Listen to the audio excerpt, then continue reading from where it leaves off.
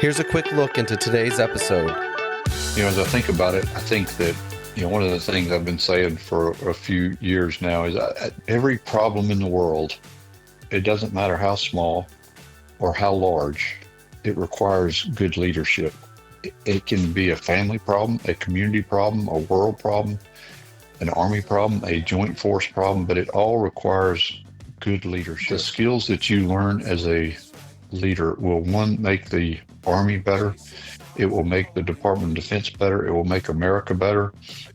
But even after your service, the organizations that you belong to and the things that you do still need good leadership.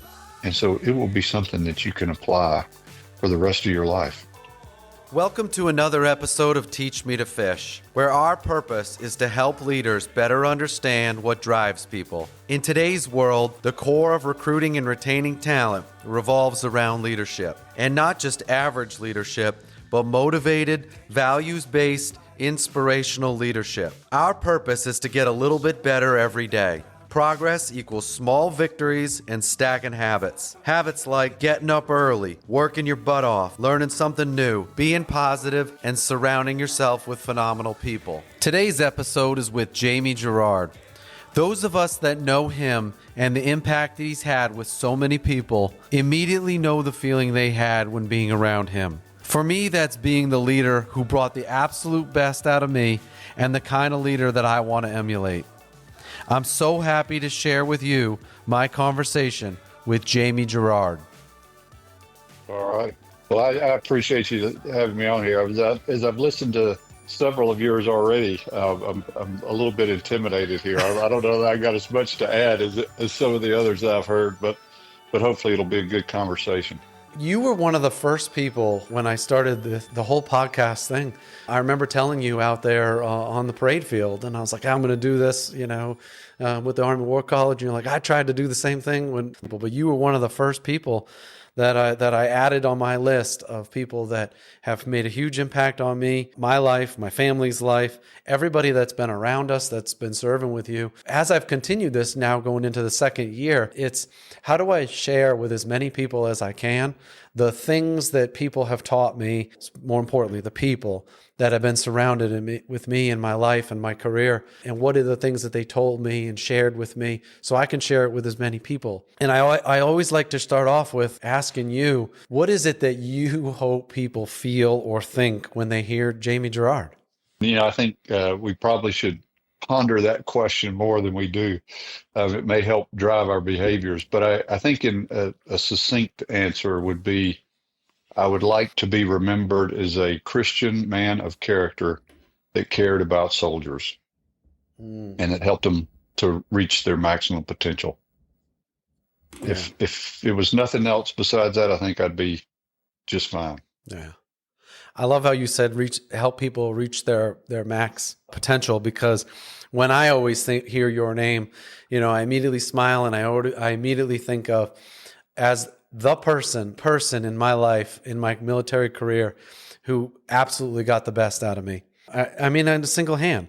Like, I can't think of somebody that got me to more often perform better, to be at my absolute best, whether it's because I was comfortable or because you put me in the right place or help me kind of get my mind in the right spot. But I always felt like I was at my absolute best when I was serving with you. And that's the way I always feel when I hear your name.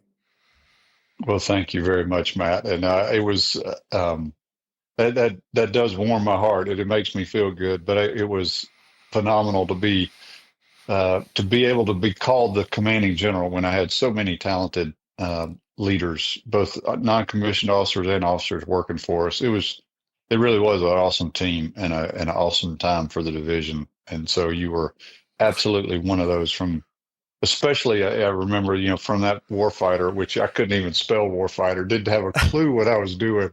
And yet you were phenomenal and even got a lot of kudos from my senior mentor, who was, a heavy mechanized guy and didn't have a whole lot of time for, or at least his reputation from others didn't have a lot of time for light infantry folks, but you truly impressed him with your ability to characterize the battlefield and help the commanding general visualize what was going on and understand the enemy so that it would enable good, accurate, to the best of our ability, decision making. And so you were phenomenal. So it was an honor and privilege to be around you throughout your tenure as well.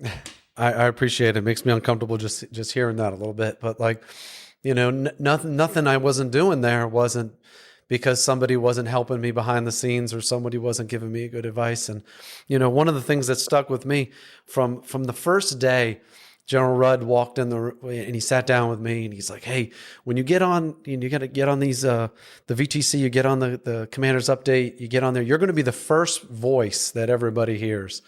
And he's like, something I always used was, what's the enemy in my sector? What is my current frontline trace? And what's my next big move? And he simplified it for me so easy. And that has been what I've been using ever since. Enemy in my sector, this is what it looks like. This is our current frontline trace, and this is what we're doing. This is our next big move. And it was so simple and it was easy to kind of articulate. So I absolutely stole that from him and absolutely put it into play during that warfighter. And that has stuck with me forever. Has been how to kind of articulate what you're doing right now in life, not just in the Army. And another guy I know that we were going to mention at some point during this conversation, but Kevin Williams, I didn't have a clue what I was doing for the warfighter. I didn't have a clue of how divisions did warfighters. I didn't, and as I looked back on it, I think I would have probably done it differently of my own ignorance, because I think I would have got the brigade commanders, both him and John Lubis, more involved than they were, especially for CPX-3. And in the warfighter, Kevin he did participate, but I thought during, especially the CPX-3, where he just, and again, I don't know whose decision it was. I don't know that anybody ever asked me, and I'm thankful they didn't, because if they would have, I'd have probably decided something else. But just having all of his battalion commanders act as the brigade commanders was a great rep for all of you, and it really did, I think, help each of you grow a little bit, and I know it helped me get to know you a lot better, a lot more, because we had multiple daily interactions. So I mean, my hats off to Kevin for, again, I don't know if he did that or somebody else did it, but it ended up being very helpful for all of us. So it was good. Well, I can tell you he's doing the same thing now as the deputy commander. He's getting everybody every opportunity to come together and build the teams. I think that's one of the reasons our team was so tight, as we were immediately thrown together into a tough situation where we got to know each other. We got to spend a lot of time with each other. We really started to figure out how each other thought. And he saw that opportunity, weeks and months ahead of all of us, and put us all in that window. We talked a little bit right there about like where we got to meet each other for the first time, but something that I haven't been able to kind of dig into, and I got a little glimpse of it at your retirement ceremony where you started talking about some of the people in your life. I want to kind of start back with why you joined the Army in the first place. What pushed you towards the Army? We'll eventually get to like why you stayed with the Army, but like, why did you join the Army in the first place? Yeah.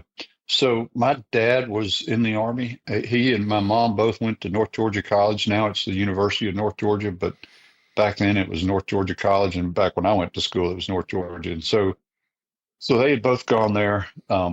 Me and my twin brother had grown up we played basketball, and we had grown up going to basketball camp at North Georgia every year. And we were okay. We weren't great, but we were okay. But coming out of high school, we both wanted to play basketball, and we had a couple of options. We could play at North Georgia, or we could play at the community college there, Gainesville Junior College. And so we both really wanted to go to North Georgia. At that time, it was a NAIA school, didn't have a lot of scholarship money. And so the head coach, who my dad knew pretty well, used to take the incoming team members and get them to apply for different scholarships and see if they could get another type of scholarship so he could use the limited athletic funds he had on those that couldn't get applied or didn't get accepted in another scholarship. So I applied for a Georgia military scholarship, which at that time there was 10 of them, one per congressional district. And it was, you joined the National Guard, went to college, and then you owed either the National Guard or the Army active duty. Back then, you could kind of choose. Nowadays, the National Guard realized they were losing people, and everybody was going active duty. So nowadays, you got to go in the National Guard. But it was so I had, in the spring of my senior year of high school, I signed a contract and signed away my next 8 years, 4 years at North Georgia as a ROTC student, and then 4 years in the Army to pay it back. And so that was, and I remember at that time I was 17 at the time, and I thought my world had ended because my next 8 years were decided, and I was locked into this 8 year contract. And well, that's forever. And man, that was a huge, huge decision. But it turned out to be awesome. I mean, the next day after I graduated from high school, I went to basic training, and which was a great experience for me. Everything that puts you in a team environment and is hard, is uncomfortable at some level, is good for you. And so that was a great experience for me. It made the freshman orientation week at North Georgia is called Frog Week. And for a lot of, incoming freshmen, it's a little intense. After 6 weeks of basic training, I thought it was a joke. And so it was easy for me. And so that was really the kind of the decisions that led to me joining the National Guard and then locking in my 4 years. And after at college, there was a part of me that I don't even remember if it was much of a decision now, but I kind of always wanted to go active duty. I didn't really know what I wanted to do in college. I can remember going I got into the business department, but in the business department, there was finance, accounting, management, and marketing, I think, were the four. You had to choose one of those. And I remember my senior year fall quarter, we were on the quarter system, walking into my advisor's office. He said, "Well, Mr. Jarrard, what are you going to major in?" And I said, "Well, I really hadn't made a final decision yet." And he kind of laughed at me and said, "Wow, I think you're the first senior that's ever been in that position, at least that I've counseled." So I made a decision, but I really didn't know what I wanted to do. And I said, "Let's join the Army." I was planning to serve 4 years. And so I said, let's go to, and one of my ROTC instructors was Captain James Terry, future Lieutenant General James Terry, commanded 10th Mountain and RCENT and JTF OIR. But he had gone heavy first, and I think it was in Germany, I can't remember, and then commanded as in the 101st, I believe. But he recommended to cadets, infantry officers, to go heavy first because that was harder. You learn a little bit more about sustainment and logistics, easier transition to light infantry. And so I said, I want to be an infantryman. That's what I've grown up playing in the woods. So I want to do that. And then let's go to Germany, try to see the world, and serve in a mechanized unit. And so that was how it all got started. So you head out there. We always talk about like some of the people that inspired you in your first couple of years, and then some of the tough situations that you ran into in the first couple of years. Which one of those two do you want to start with? Some of the tough couple of years, or Yeah, well, I'd say the people first, because I do think, and I can't remember, I thought I mentioned it in my retirement ceremony, but I may not have. But when I went to the basic course, there were two Ranger NCOs that were responsible for the young second lieutenants in my platoon, and our officer was a captain, and he was not very inspirational at all. But the two NCOs had both come from either regiment or 3rd Battalion. I'm not sure where, but they'd been in regiment, and they were both very, very solid NCOs. And I thought that was the first time I got to meet a Ranger NCO, and I said, "Wow, those guys are sharp. I would like to be a part of a unit that has NCOs in it like that." Mm-hmm. And so that was the first, the touch of a Ranger regiment, and the epitome of and non-commissioned officer in the Army. And so they planted a little seed with me. And then you went to Ranger School.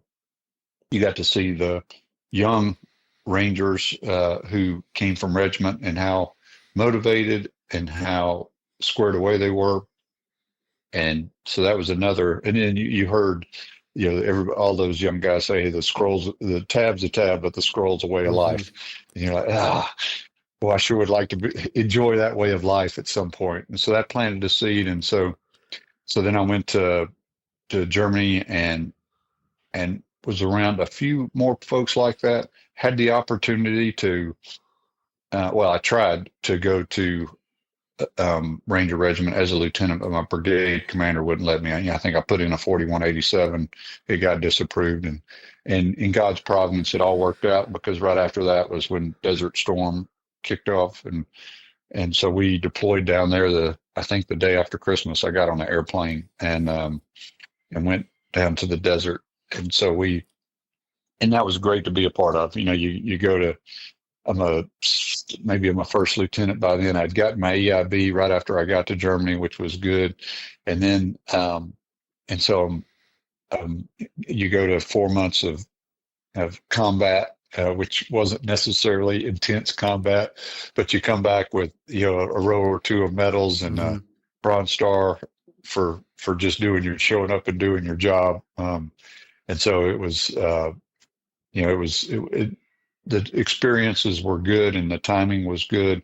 I would have loved to have gone to Ranger Regiment as a lieutenant, but I had a good experience with the Army after that. And then after that, I think I told the story where I came back and tried to go to regiment because after Desert Storm, my unit deactivated and I tried to go to Ranger Regiment. I was home on leave, but I went down and interviewed or met the assistant S1 at regimental headquarters. And my problem was I was ignorant. I didn't know, if I'd known what I was doing, I'd have gone to 3rd Battalion and said, hey, I want to be a platoon leader. But I didn't know to do that. So I went to regimental headquarters and they said, hey, we're not hiring any platoon leaders. We're hiring, but you could be the HHC XO. And in a mechanized battalion, HHC XO is the worst job in the battalion because you got all the vehicles in the battalion headquarters. It is horrible. And so I said, no, I don't think so. And somehow, and to this, I thought about it a lot because I've talked a little bit about it over the last several months of how I had a contact up at the Ranger camp in Langa, but I can't remember. But I had some kind of contact, and so I had a job up there, and that turned me on to guys like Lieutenant Colonel Pentecost, who eventually commanded 1st Ranger Battalion, Tom Wilburn, who's the best NCO I've ever been around, the best soldier I've ever been around, officer or NCO, and he planted the seed about going to selection eventually, and so again, everything, God's providence, it works out for His glory and His good, and He definitely blessed me with putting me at the right place at the right time. Yeah, I like how you ended that when because I've been talking about for years about how God's got a plan for all of us and things don't always work out exactly the way that you hoped or had thought that they would. But you kind of just breezed through like a lot of years and a lot of big, huge decisions that I think a lot of not only our listeners, but a lot my kids for that matter, my daughter, my son, that are going through a lot of these things right now, which is, the first assignment that you get in the Army, or the MOS that you get, or the branch that you choose or that you get, and you're trying to figure out, is this the right branch for me? And I think too often people think about, do I have to serve 30 years, or am I going to serve the full 20 years versus just this first assignment, this first couple of years in the Army. And if it's not exactly what they had hoped or what they had thought, it can be discouraging, or it can be, it can be like, if this is the way my whole career is going to be, I don't know if I want to do this. But what are your thoughts on like not thinking that far in the future, thinking about like this assignment, thinking about do your absolute best at whatever it is you're being asked to do right now, just that kind of mentality and how you approached it those first few years? I guess there's a part of me that has been very, very careful not to impress my own experiences on others, because especially as you get more senior, and obviously you're a general officer, and so you've been successful at some level, but um, why did I have the experiences I was able to have and others are not able to have those same experiences? Mm-hmm. And I guess the thing that really frustrates me, and maybe I'm answering your question in a roundabout manner, the is some we have battalion commanders in our Army who are not about allowing their soldiers to reach their maximum potential. And that frustrates me. Why would a battalion commander or a brigade commander prevent a young officer from trying out for Ranger Regiment? Why in the world would you stop a young officer from trying to go back to Ranger School when they desire to and they were not successful the first time? Just because you have an inspection or a field problem or an exercise coming up, and in my mind is no reason whatsoever to prevent people from doing hard things that will make them better soldiers and better officers, better leaders. And so, unfortunately, I do think that a lot of, not a lot, but there are a number of young officers who interact with leaders who do not care about them, do not care. They care more about themselves and them succeeding at the company or battalion level than they do about their soldiers reaching their maximum potential. And it just makes for a very frustrating initial entry into our Army. And that's why a lot of them get out, I think. And that's frustrating to me, because we should have the best citizens our nation has to offer fighting to get into our military, because they know that it's the greatest place to develop themselves and to reach their maximum potential and to serve something greater than themselves. And we don't necessarily have that right now. And I think we're probably our own worst enemy in some regards. Mm-hmm. Yeah, I appreciate that, because I also try not to give too much advice based on, the path that I took or the way that my career has kind of shaken itself out, because, no one would have thought it would have turned out the way that it did. And no, especially myself, who said I was going to do 3 years and that then I was going to get out. I joined for the college fund, right? Like, this is, to give advice, to do exactly the same way that I did it, or to do it exactly the same way that you did it.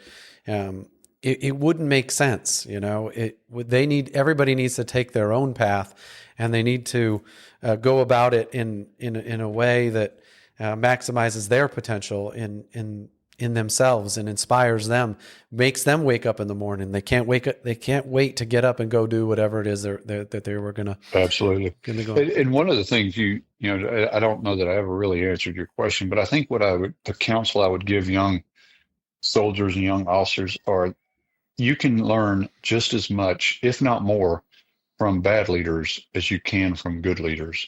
And while the experience in the moment is not fun and potentially frustrating and even painful at times, you will be better for it at the other end. And if you get out of the Army, that just leaves a gap for somebody that doesn't care about soldiers to potentially fill. And I would love to see you stick around and be a better leader than what you were exposed to. So that's not easy to hear and harder to make the decision to stay, but that would be how I would couch it for anybody that's struggling in their current situation. And we're kind of already dabbling into what I think is one of the biggest takeaways from our conversation and being around you is maximizing people's opportunities, caring more about what everybody around you, them being successful, caring more about them and their career, their family. And you've always kind of lived that way, not just lived that way through what you said, but the things that you did. Were there people, like you said, Tom Wilburn, like, were there people that kind of did that for you or early on in your career, in your life? I think so. I mean, one of the interesting things and I do remember thinking, my battalion commander that we went to Desert Storm with was a great guy. And I think he could have been a general officer, but he decided, I think he declined brigade command He was a successful battalion commander in Desert Storm, but I think he declined brigade command because his father was in poor health and he needed to get back to Fort Hood, I believe it was. And so he turned down brigade command to go back to Fort Hood to be, I think he was the G1 for the Corps, to be close to his father and help take care of his father. But I remember him giving me a top block, and I just kind of felt like, wow, that's awesome. I don't know what I really did to deserve this rating. And I was probably too young at the time to really appreciate that, at that point in the Army, most everybody was getting top blocks, but it still was a good report card. And then I got to the Ranger camp in Dahlonega, and Colonel Pentecost gave me a top block. And I just felt like I was doing my job. I didn't think I was doing anything special. And I just remember reflecting on that. Why did these people, what did they see in me that said, hey, we need to help propel him to the next grade and put him in front of, keep him leading soldiers. And so I felt very humbled by some of that. But Colonel Pentecost, Tom Wilburn, then I got out to Hawaii as a company commander and had some good experiences, some painful experiences at times, but um, you know, Jay Bartholomew's his father-in-law, Colonel Harry Lobdell, was the brigade commander when I first got out to 3rd Brigade, the Broncos. I was the AS3, and he only had 6. I was February, I think, when I got out there, and so he only had 4 or 5 months left. But one of the last things he did right before he changed command was to EDRI the entire brigade by company over to the Big Island to do a company live fire on Pahakaloa training area. And so we ran a company live fire 24 hours a day for about 2.5 days to run everybody through it. And if you ended up flying at night, you did a blank night, and then you did a live night. And if it was day, it was blank day and live day. And so it was high risk. And yet we did it. And it was, when I thought back on that, I was thinking, wow, what were we doing? I don't know that it was probably the best way to do it, but it worked out, and there was some great training. And I mean, I served only about 14 months as a company commander because I'd gotten hired at regimental headquarters, and my battalion was going to the Sinai mission. And so I had my brigade commander, Colonel Spear, made me choose, do you want to stay in company command and go to the desert? And I said, that's what I want to do. But as soon as I come out of command in whatever it was, 18 months, I'd like to come out and go straight to Ranger Regiment. He said, no, you're going to have to stay there through the end. And I said, well, okay, then I want to go to Ranger Regiment now. So I only had 14 months, but I did not get to do a company level live fire as a company commander. And so that made me appreciate Colonel Lobdell's risk taking even more. And so then I got to Ranger Regiment and around a great bunch of leaders, Colonel Lazinski, who every time he spoke, made me think I need to go pack my rucksack because we're going to war tomorrow. And then right behind him, Colonel McChrystal and Sergeant Major Hall. And everybody knows how great Colonel McChrystal is, or General McChrystal.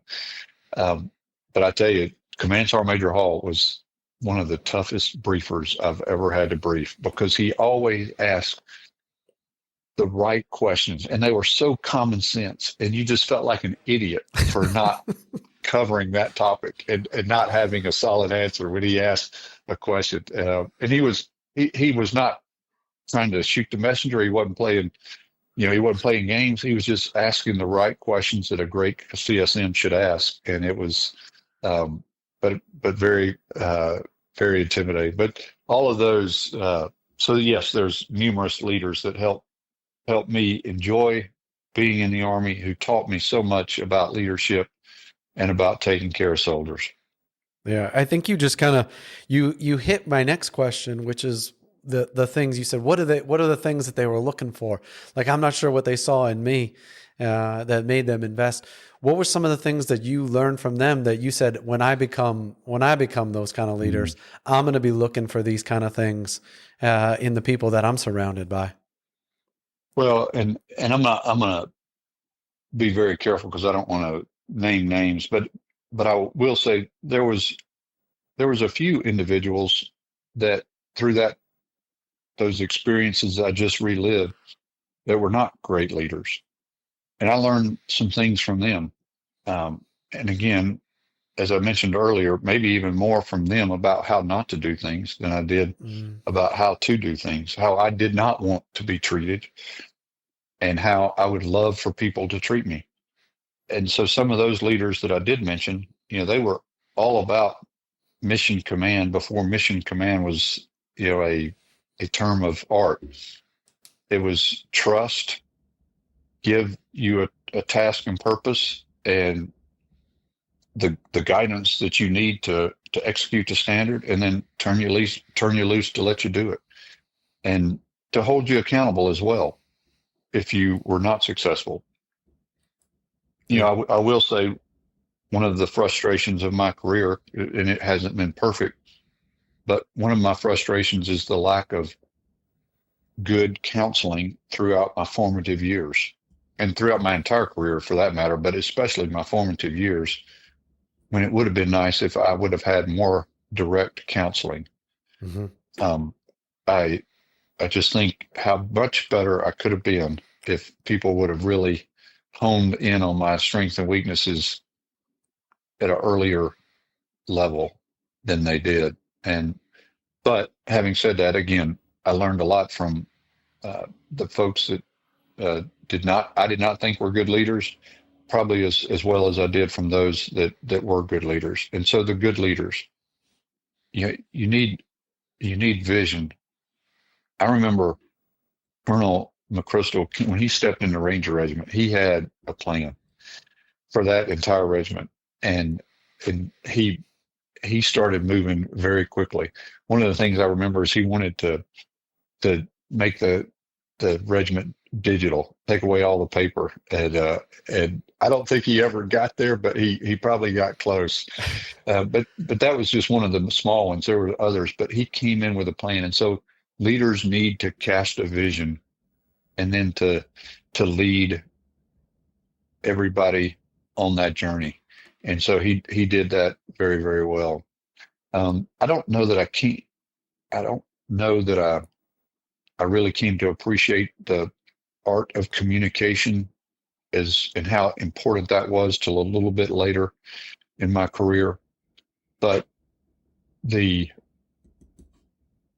beauty about Ranger Regiment, I thought, was the intensity which you train. I can still remember sitting in my first quarterly training briefing. I was the AS3 at Regiment. We went down the street to 3rd Battalion, and we're sitting there, and Lieutenant Colonel Farrader's the battalion commander, and Carilla, Menez, I should know the others. Mark O'Neill may have been still a commander there, but they were the commanders, and we're sitting in that training brief, and I'm sitting there, and I'm saying something is different about this than anything I witnessed in Hawaii, and it took me a minute to realize it was all about training. It's training every day. There's no support cycle. It's all training. And so it was that intensity and the significance of training within the special operations community, rehearsals, all of those things, came to life for me during my time in Ranger Regiment, even more than they did in Hawaii. But casting a vision, providing the requisite leadership to get everybody moving in the right direction towards those shared goals and that shared visualization, taking care of soldiers. I don't know that it was as emphasized at senior levels as it has been in recent times, but the good leaders you knew wanted to take care of you. Mm-hmm. Colonel Pentecost took an interest in me. Why? I have no idea, but he did. And so those, and then some of the NCOs that, like Tom Wilburn, who planted that seed for me to go to selection, that said, hey, there's something in this guy, and I think he needs to stick around. I think he'd be good. That I really appreciated and and tried to do the same for others when I saw them throughout my career. As you kind of went through those, there's a word that I wrote down, confidence. And so leaders get confident in their abilities. They become confident in the things that they're about to say. General McChrystal was very confident in the things that the vision that he had and the direction that he wanted us to go. But you don't just wake up one morning and say, today I'm going to be confident, or today I'm going to be more competent, and then that's going to lead to being more confident going forward. You hit a bunch of them when you talked about all the things you do to become competent. But when was the point where or was there ever a point where you started to say, I'm getting there, I'm starting to become a little bit more competent, I've been surrounded by enough people, and your confidence was starting to go up? Yeah, that's a great question because I think everywhere I went in my early years, in my first assignment, I didn't have a clue what I was doing. I'm a brand new lieutenant, and so I learned there a little bit. Then I leave there. I go to the Ranger Training Brigade and RTB in Dahlonega, and I learned something new there. And I'm a little bit intimidated because I'm about every NCO there is a Ranger qualified, and thinking, wow, these are all phenomenal. This is the best of the best. Why am I here? And then I go to Hawaii and I'm a company commander, and as a staff officer, you row hard and you survive. And I had some great leaders though that helped me get better. One of them taught me. I remember I was signed up to go to air assault school about 3 times because everybody knew I was going to leave there and go down and be a company commander. And he said, you got to be air assault qualified when you step into company command. And so I had been signed up to go twice, and both times something at the last minute, I had to step out and solve a problem for the brigade headquarters. And so the third time I was signed up to go, and something came up again. And the Brigade S3, William T. Harrison, the junior, was the S3 at the time. And I said, hey, sir, something came up, and I said, sir, I'm supposed to go to air assault school, but I won't go, and I'll take care of this. And he said, oh, no, Jamie, you're going to air assault school. He said, we'll survive. It won't be fun, but we'll get by without you. But you need to be air assault qualified when you step into company command. And just that level of leadership of knowing it was going to hurt a little bit because he was going to have to expend some more energy, personal energy to solve this problem as opposed to letting me do it. But that was a great sacrifice, and just those little things like that. And then, but I step into company command, I don't have a clue what I'm doing. And then I leave there and I go to Ranger Regiment. Now I'm intimidated there. Again, I'm briefing guys like Colonel McChrystal and Command Sergeant Major Hall. I'm like, oh, and I feel, and Bill Sheehy, I don't know if you ever remember Bill. Bill was a company commander, Charlie company commander in 275 for Colonel McChrystal, but a good friend of mine. But he called it, JV. If you've never been to regiment as a lieutenant and you go there as a captain, you're a JV Ranger. And so I always felt intimidated because I never was in a battalion. I was only at regimental headquarters. And then, I go to selection and I'm thinking, these guys don't want me. I've never been in the special operations community. I've been on regimental staff for a year. I don't know anything about special operation. And lo and behold, they took me. And I'm intimidated because I've actually got to show up and work hard and add value to an organization full of great people. And so, there was a long time there in that organization before I finally felt like, okay, well, maybe I am supposed to be here. Maybe I do have the qualifications of a leader. So when did it happen? I'd say about the squadron commander time. I think I was getting more confident. And then as the unit commander, you had to, at that point I figured, hey, I'm the leader. I got to show some confidence. And so I got to be confident. But even there though, I can remember looking at, my boss at the time, General Votel, as the JSOC commander, and just feeling in awe of how he managed all the information that he did. And I felt inadequate that I would I'd never be able to do that. And I remember having a conversation with General Magnum, the former 160th commander, who was a deputy at USASOC at the time, and talking to him about that. And he said, "Hey, I think every leader feels a little bit intimidated when they step up to the next level, but it's in all of us to manage as much information as we are responsible for managing to be successful. And so you're going to be just fine." But so the way you ended that question to me is, were you ever really confident that you knew what you were doing? And I don't know that I ever was completely confident, but obviously later in my career, I got a little bit more comfortable. And I think really just came to the realization that, being a great leader is not about anything magical. I like General McChrystal's in his first book, Leadership Isn't Complex, It's Just Hard. And so just you can be a great leader once you apply yourself and all the capabilities that you've developed over the years. One of the things that I've noticed watching you is you're always learning, you're always growing. One of the first questions you always ask me is, what am I reading? Well, what have I learned like recently? The typical what got you here won't get you there attitude. And I remember, I don't know if it was like our first or second counseling that we had together, but you said, what questions you got for me? It was after we had already talked about everything. And I said, sir, I got a question. How do you manage this much information? Like the emails that you get, the meetings that you go to, you always seem like you've got something, you're ready, you're prepared, you're with something to say, with a response. How are you managing this much information coming to you? I don't see how I could ever, manage that. And you might not have said these exact words, but this is what I heard. What I heard is like, I didn't just wake up today and become like, the division commander. Like it was years and years and years of managing a little bit more information, a little bit more tougher situations, a little bit more inputs, the little different variables over time. And then you get to the point like where you were at that level. And I've taken that approach, going forward, which is a little bit, we're all starting to use the 1% better every single day, right?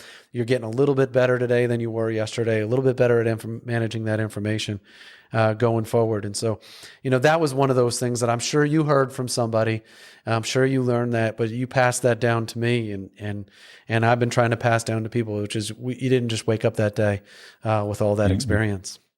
Absolutely. It all compounds over time, especially if you're, I think, people talk a little bit about humility in leaders, and I'm not trying to sound pretentious that I'm the most humble guy around, but I really felt that way. I mean, I truly felt like I was very blessed to be where I was, and I was comfortable that the good Lord put me there, and He was going to give me all the tools I needed to be successful.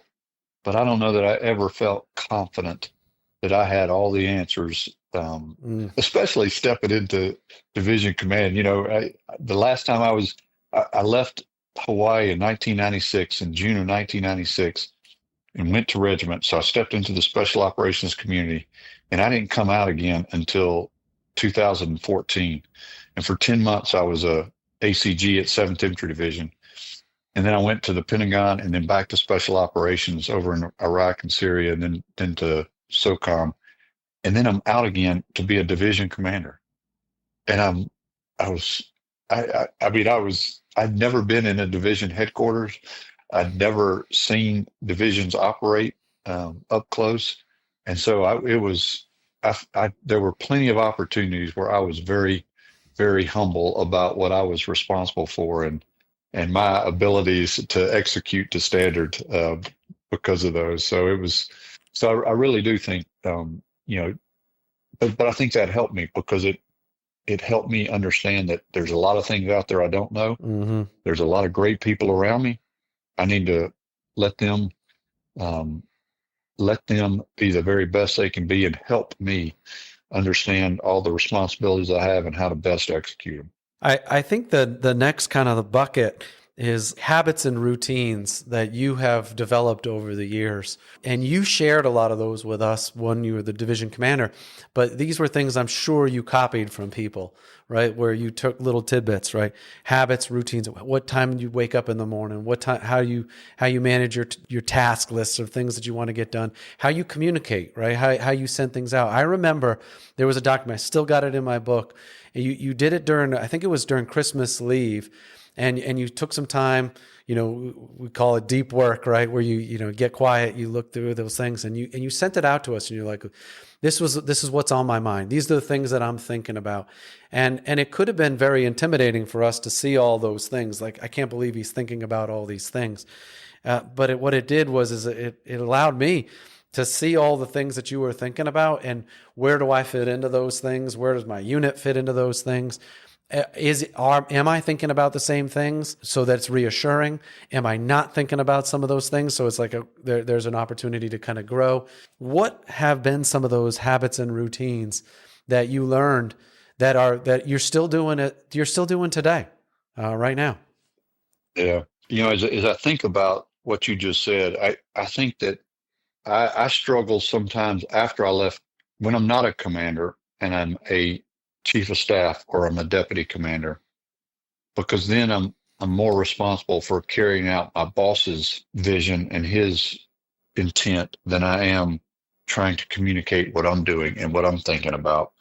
And I think I probably could have done that better, reflecting on what you just said, or at least led maybe the staff to think about that a little bit better, or to do it a little bit better. Because I think some of my communication techniques broke down a little bit in those jobs, and I didn't do them as well as I probably did maybe as a commander, because I was responsible. But sure, I just had I'm talking to several folks about, I'm thinking about what I'm going to be doing in the future, and I'm talking to several folks, and I just happened the other day to talk to a gentleman who was Dennis Muhlenberg, who was the president of the military or the defense part of Boeing when I went to a one-star course. And you may have heard me tell the story of him, of, he told us, all the group of one-stars that were sitting there listening to him, that his philosophy at the defense segment of Boeing, and he went on to be the president of the CEO of Boeing after that, was, if everybody in Boeing knew everything that everybody in Boeing knows, what a great place, what a phenomenal work environment this would be. And I remember that. And ironically, I just had an opportunity to talk to him the other day, and I couldn't remember the guy's name in all the years that I've thrown his line around to different audiences. But as I was talking to him, it clicked on me. I bet he's the guy. And sure enough, we talked about timing, and it was him. But I think through the years, being able to trust your subordinates with as much information as you can, so that they all know as much as you know. And I remember in the Pentagon, and I don't know if maybe there's a statute of limitations on it, but in the Pentagon, all the emails that came to me, I automatically bounced them. Initially, it was just to about 3 or 4 people: my chief of staff and a couple of division chiefs and my deputy, 2 deputies. But then as they came to me and they said, hey, it'd be helpful if a few more people saw it. And so at the end, I don't know how many people were seeing my emails, but a lot of them. But it was so powerful for the organization, because it was truly amazing to me how much, one, they appreciated it, but 2, they knew what it told them, that it was that I trusted them. I trusted them with the information, and to be very discreet with it. But when I'm, as a one-star, sitting in meetings almost from morning to night every single day, there's no time for deep work, much less any work. And yet my team was actioning stuff all the time, because they would see it. I'd be sitting in a meeting for 2 or 3 hours, but they'd see it. They'd start working. And so when I come downstairs at the end of the day and I got to take the J5 something, they're putting a book in my hand and say, hey, boss, here it is. Just might want to check it real quick, but I think it's good. I check it, provide a few quick edits, and bam, we're done. Mm-hmm. And so it was truly powerful. So I think that communication, there's one, it's just helpful to know. I mean, we've all been there in the middle of the night on a patrol, and the patrol stops, and you sit there, or you stand there for a minute, then you say, well, I guess we're going to be here for a minute. So you take a knee, you're there for a little bit longer, you get in the prone, and you have no idea why you're stopped. And that's not a good feeling. It would be much better to understand what was going on and why we stopped, because this was not part of the patrol plan. And so if just from that, that's a very simple lesson. And a lot of people will discount that. But if you can solve that problem, if you can make sure that everybody in your whatever 14, 30 person patrol knows what's going on all the time, then you can take that lesson to the larger organization and work very hard to make sure everybody knows what's going on and what are the priorities, what's important. Those are just some of the things. I guess I'm rambling now, but that's the direction I was hoping to kind of start talking about is like when you brought in General Votel to talk to us about leadership in uncertainty. That's what you're talking about. Like times have been uncertain for a long time now. It's in leadership in uncertain times. And what he said to us was, I went back to my notebook to make sure I kind of had it right, which was uncertainty is information conflict, the subjection to ambiguity. And so when you're not sure, when there's uncertainty, when there's and there's conflict between the information, then we have uncertainty. And when there's uncertainty, you're not sure which direction you're going to go. And it's one thing to be subordinates in that uncertain times. It's another thing to be a leader, to be the person that's in charge who's also uncertain in those times. What was some of the ways that you dealt with that uncertainty, or you led through that uncertainty, or you'd take that ambiguity and that information conflict and start to kind of level it out as the guy in charge? Yeah, I think it's just being, understanding the environment and understanding when it is a difficult situation or there's uncertainty, and uncertainty leads to anxiety and tension. And so now everybody's got a little bit of tension and worry. And so they're not focused on what they should be focused on, whatever that is, whether it's in combat or training event or whatever it is.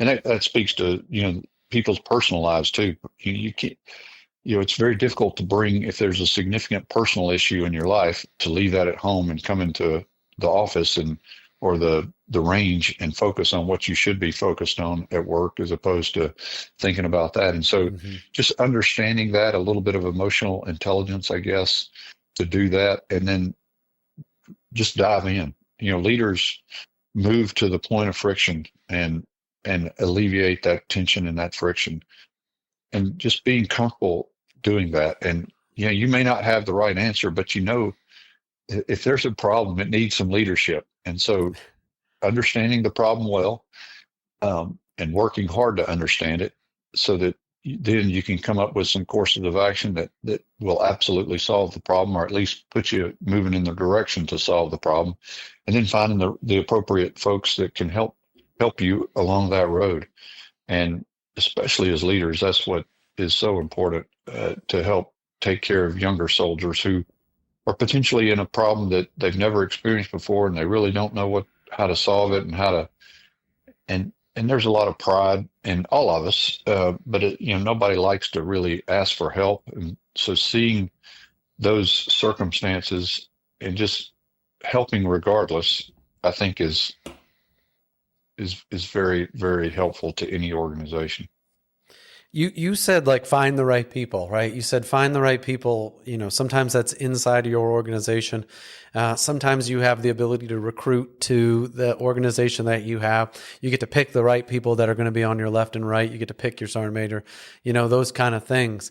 What were some of the ways that you went about either recruiting people to your team, keeping people on your team, or finding the right people within your organization to surround yourself with those people? Yeah, that's a great question. And I haven't been perfect. I've identified individuals who I thought would be good and ended up not being as good as I would have hoped. But I have been a part of an organization where we did get to interview and hire individuals that came to the organization. And for the most part, we got it pretty good. We had a lot of help, though. I mean, there were psychological evaluations. We had the ability to bring folks in and give them a PT test and to conduct a board interview. All of those things are not flawless. They all have their own weaknesses, and so it's not a perfect situation. But you can get to know a little bit about a person if you ask the right questions and trying to ascertain, are they doing this for their own personal career advancement, or are they doing it because they really want to be a part of the best organization in the Army, and they want to go somewhere where they can be challenged and really reach their maximum potential. And so I think, are they humble? Will they admit mistakes? Are they curious? Do they want to learn and get better 1% every single day? Are they willing to work hard no matter what the environment? So some of those things some of the things that we look for to try to determine, are these the right individual for our organization? And I think there have been some very talented individuals who did not were not that I decided probably weren't the best fit for our organization. And it wasn't because of talent whatsoever. It was just because whether their personality or some of their character, that we decided, that's probably not the right fit for us. And I think in the special operations community, a lot of organizations have that ability to assess and select, and it is. I mean, I think all of us would like to do, would prefer to go about our business with fewer people than to hire more, but not quality folks, because you end up spending more time with those folks than you do about trying to accomplish your mission. Yeah, I think that when you're trying to recruit or you're trying to build teams, especially like what we go through, like we can speak to mostly to what we know, which is a life of being in the Army, and it's that you don't always get to pick the people that are on your team in every position. You do get to kind of pick from the pool that you have, into who goes into what leadership positions, but our greatest tool is our reputation and the relationships that we have with people in other organizations. So if somebody that I know and somebody that I know trust recommends somebody to come be a part of my organization, they immediately have credibility because I respect that person. The reputation precedes them before they start to come in to that. How did you see reputation and relationships as you got into more of the staff positions, the division outside of special operations, and then those last few years that you had with the Army? I think it was even more important then, because by that point in my career, I also had a pretty broad network that I could reach out to. I mean, I remember, I get a slate of CSMs, and one of them was a guy named Billy Pouliot, and I'm thinking, I look at it, okay, Ranger Regiment. I look at the timing, and maybe, I can't remember, maybe one of his OERs, NCOERs, had Marcus Evans' name on it. I'm like, okay, Marcus, what's up with Billy? And Marcus, I gave Billy a hard time at his retirement ceremony. Marcus said, "Hey, Billy's awesome. You ought to hire him, but Elizabeth's even better." And I told Elizabeth and Billy that at his retirement.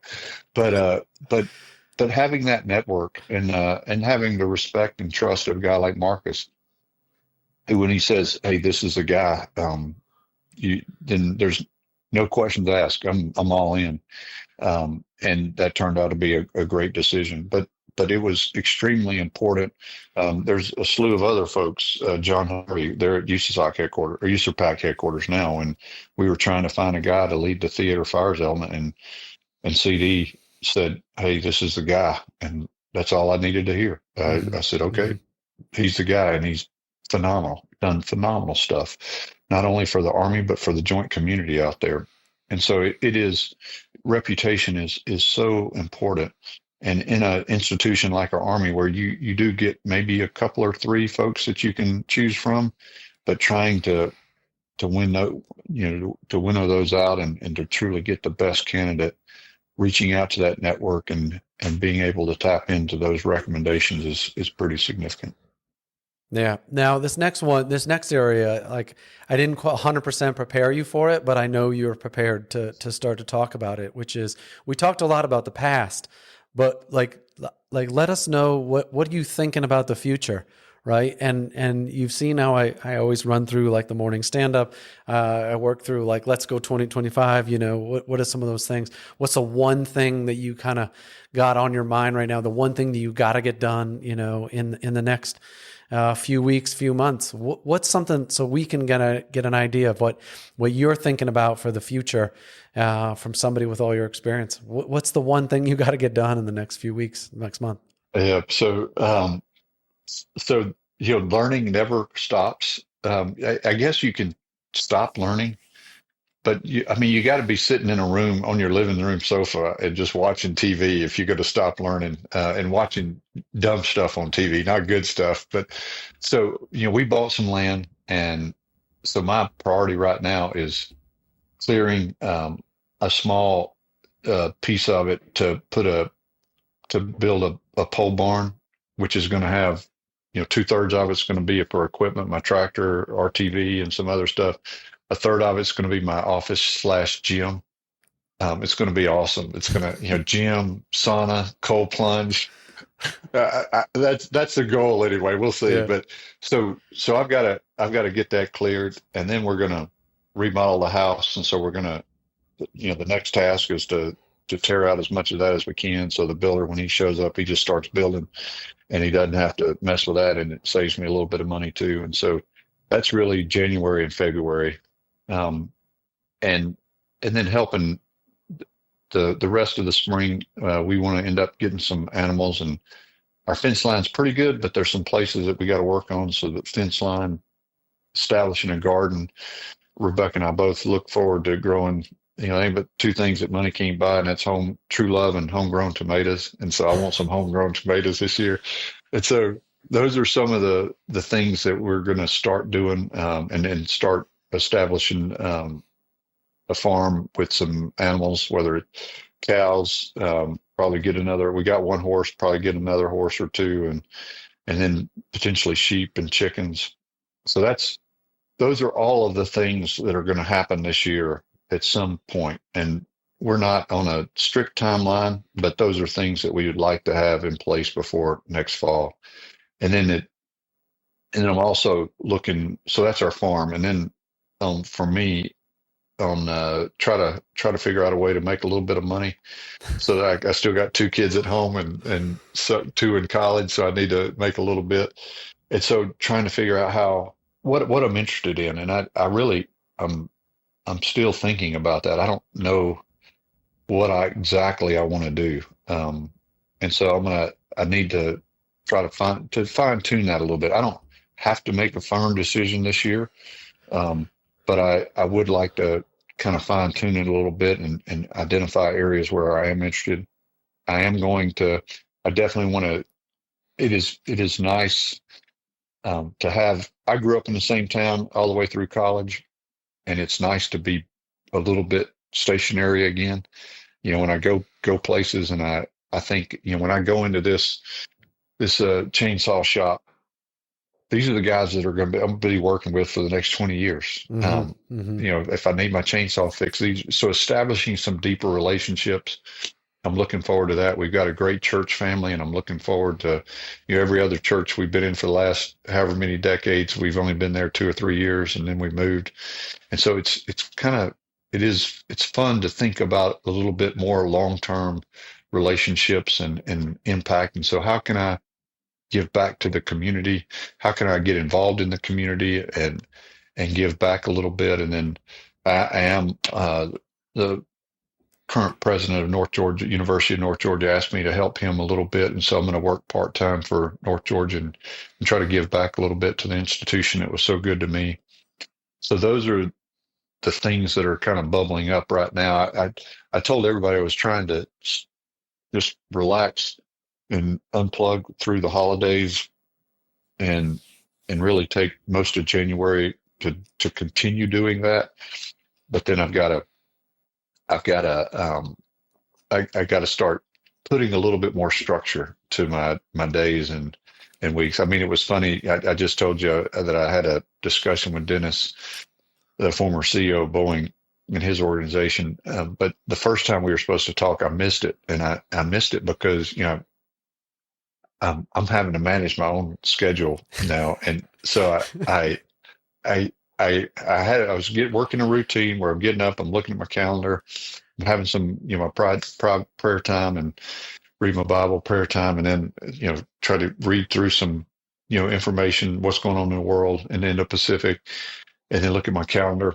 Well, my oldest daughter came. She was home, but she was down with her other grandmother in Gainesville, and she came up one night unexpectedly and spent the night. So the next morning, I'm up with her, hanging out with her, drinking coffee, and blows my routine out the door. And so we go over to our farm and we start working, and all of a sudden get an email, and it's Dennis saying, "Hey Jamie, are we still good for our Zoom call today?" And I'm already 10 minutes late, and I'm like, I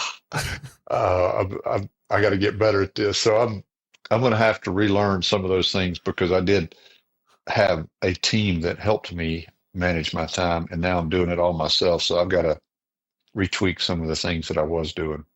When you had that team, that was kind of there, and now you're trying to reestablish.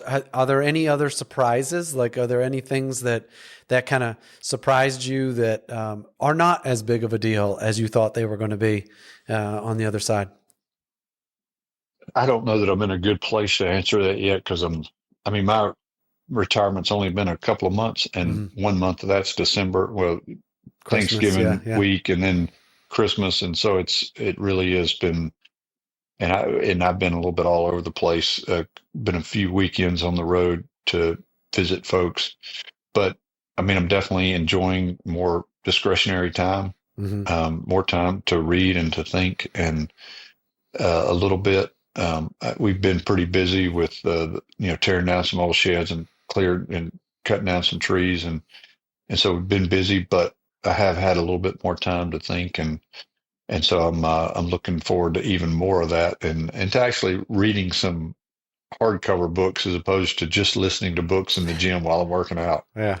Yeah. You're the one to turn me on to the audio books a little bit more. I was always been a turning pages, buying the hard copy.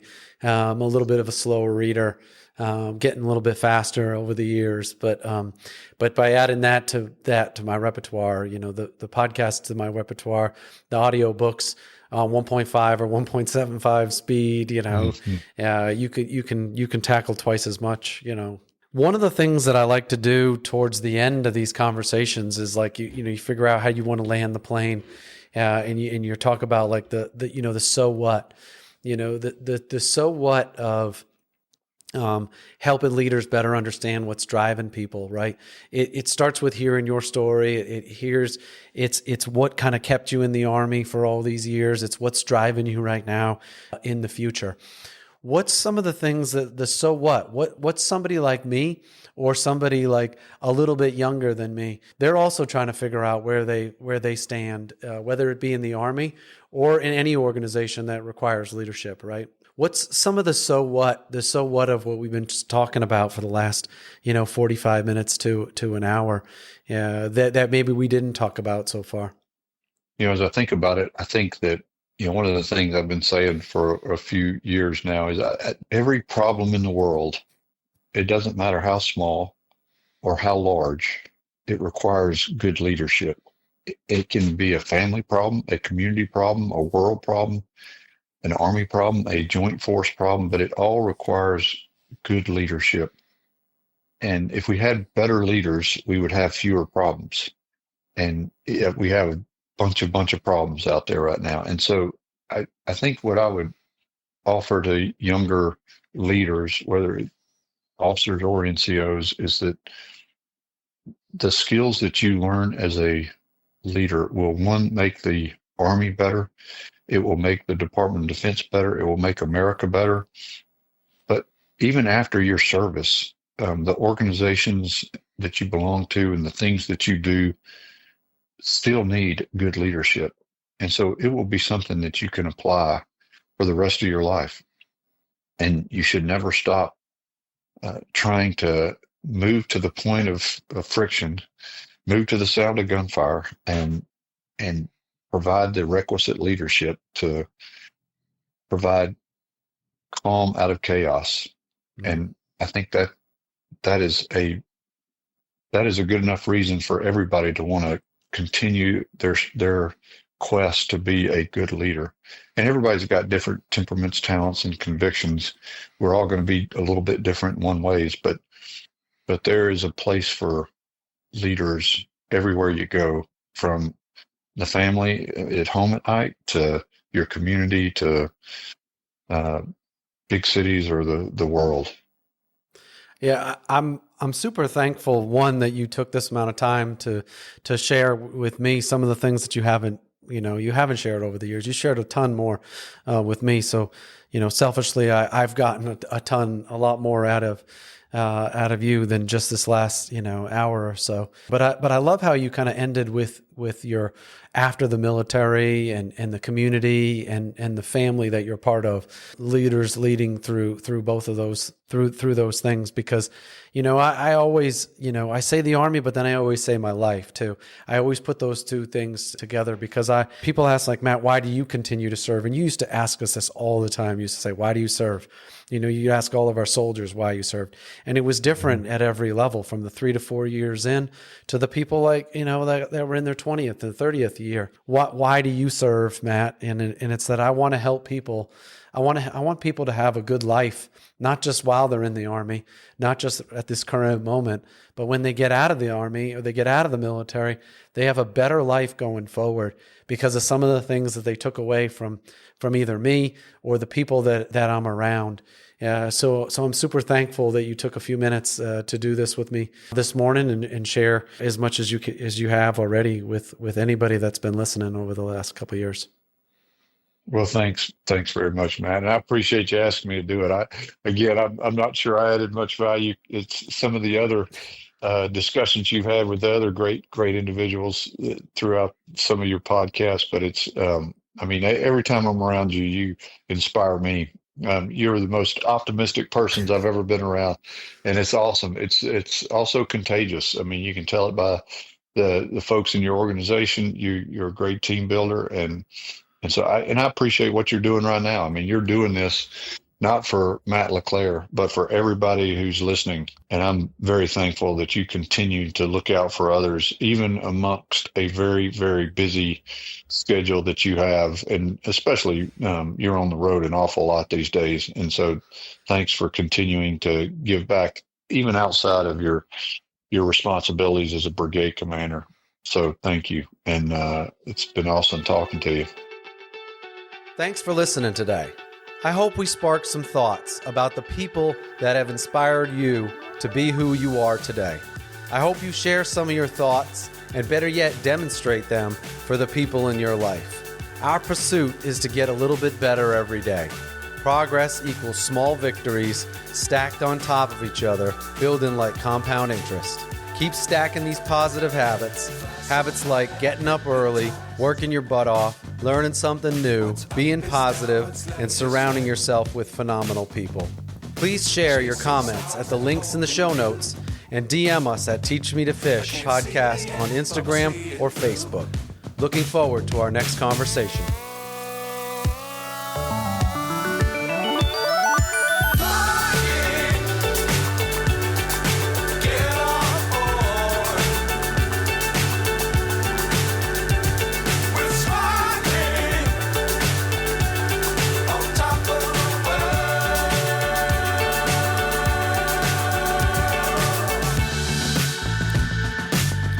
Times don't fly too high.